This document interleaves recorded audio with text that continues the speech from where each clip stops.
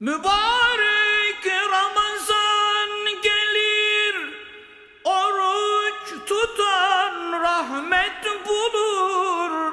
Merhaba ey şehri Kur'an Ramazan. Assalamu alaikum bütün dünyadaki Şarkı Türkistanlı qarindoshlar. Norvegiya Yoshlar Uyushmasidan bütün dünyadaki Şarkı Türkistan qarindoshlarımızdan Ramazan bayramı mübarek olsun.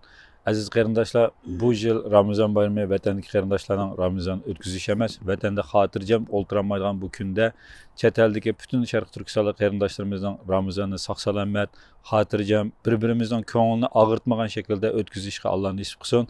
Hammanglarning Ramazan bayrami mübarek olsun. Assalamu alaikum bütün dünyadaki barlıq Şarkı Türkistanlı qarindoshlar. Men Norvegiya Uyghur Yoshlar Uyushmasi vakolatidan barlıq qarindoshlarniki Ramazan yeni qutlayman. Assalamu alaikum qarindoshlar.